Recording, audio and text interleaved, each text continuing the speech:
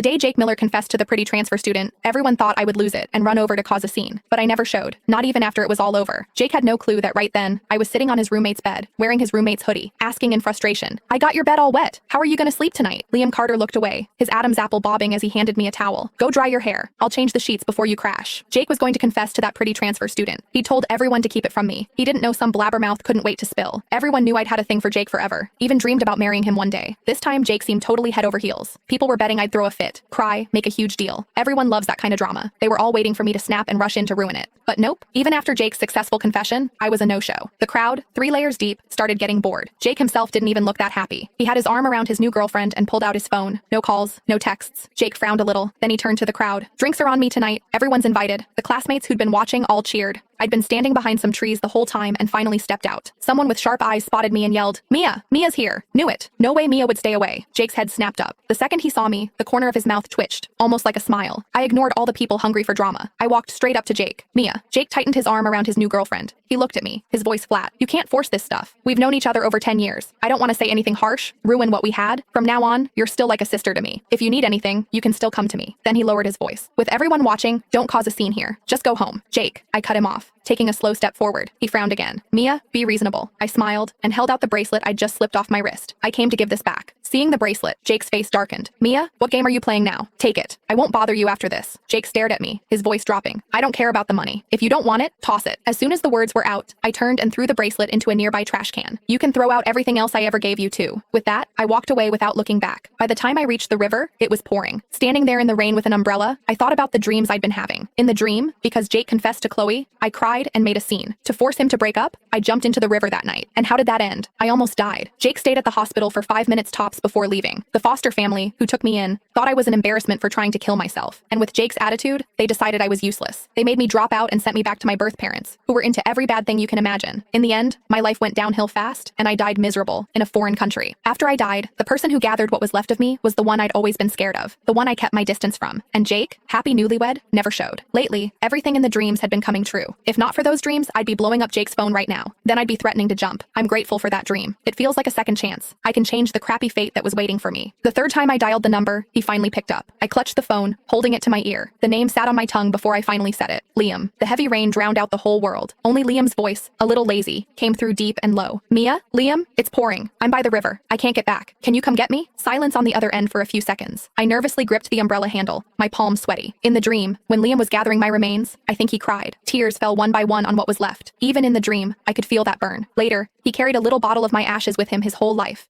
And he was alone his whole life. My eyes